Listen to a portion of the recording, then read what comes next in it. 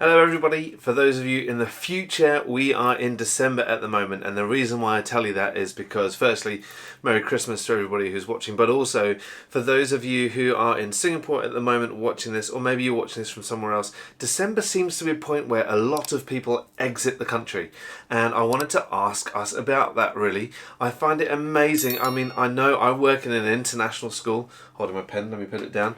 I work in an international school where teachers are very quick to try and get away. I mean, we finished on a Friday, and by that night I'm pretty sure Changi Airport was filled with my colleagues who are looking to explore different countries far and wide, from nearby in Malaysia all the way over to Europe and back to all the way over to the States. I say back to the States, and I've gone back home. But I noticed this is a trend not just with my colleagues at an international school, but this seems to be a trend with locals. Locals seem to be that they can't wait to get out of Singapore. And I thought it was really interesting because I think growing up in the UK, when it comes to holiday time, travel isn't a big thing we're looking to do.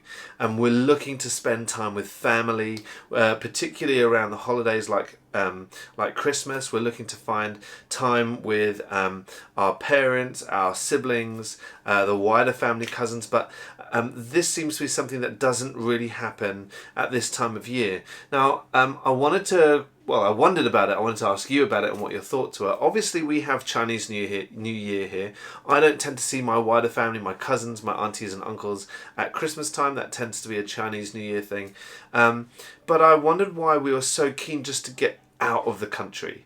The reason why is because I was really looking forward this break to being in Singapore, to exploring more of Singapore than I've explored before, and to revisit some of the places that I haven't had the chance to go to for a long time. And these things excited me, and now when I'm talking to some of my local friends about it, it's not so much the case, and they all love to go travel in other places. Why is that? Why don't we want to stay here in Singapore? Why is it the work culture? Is it that we just can't wait to get out? Is it that we're looking for distance, physical distance from our working lives? I know the pace here is rapid. It's a much faster pace of life than I've ever really experienced in other countries before too. I say other countries, in the UK before. And I know that pace is something that, we really do want to break from sometimes. And so is it that? Yeah.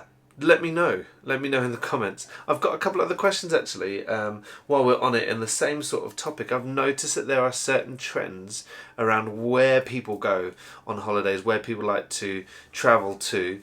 Last year was all about Korea. I say all of my friends, a lot of my friends wanted to go to Korea. They wanted to go to Seoul. They wanted to check out the food in Korea. They wanted to see the nature in Korea, check out a bit of the city life in Korea, definitely the culture in Korea. This year the trend is very much Japan. Come on, why is that such a big thing? I mean, I'm not saying that Japan's not worth it. It is a beautiful place. But I'm just curious where the trends come from. And maybe you could share with me, why was it Korea, all about Korea the last couple of years, and then this year all about Japan? I'm sure the strength of the Singapore dollar in Japan has got something to do with it, but there's I'd almost call it an obsession with Japanese culture, Japanese food that's happening at the moment, and I'm really curious as to what that's all about.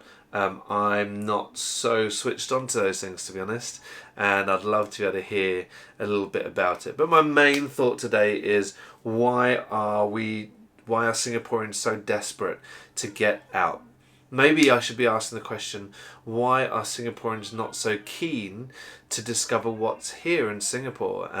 One of my commenters on one of you guys on a previous video talked about how local people don't really want to travel to some of the places like the islands, Sisters Island. Actually, I was on Coney Island a little bit earlier today. They seem to be inconvenient, even though it's really easy to take a train or a short boat journey. I mean, if I was to talk about Sisters Island, for example, you'd get a train to Marina South Pier, and a maybe 200 metre walk from Marina South Pier, you can get on a ferry that's going to take you to St John's Island, to Lazarus Island, to Kusu, to Big Sister Island. Like, these are places that are really easy to get to, and to have a real switch off time, and something very contrasting to Singapore city, I guess, I'd say. Today we were on Coney Island, really easy to get to from the new Pongal Coast train station. Just a short walk basically, and again such a contrasting environment to what we're used to in the city areas of Singapore, in the more built up areas, I guess is what I'm saying, of Singapore. Kranji countryside, another great example of something that's contrasting yet so beautiful here in Singapore in the northwest.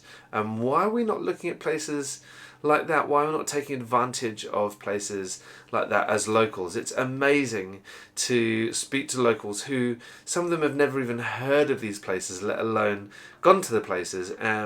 Why are we missing it? What is it? I'm not sure. Maybe you could help me out with that.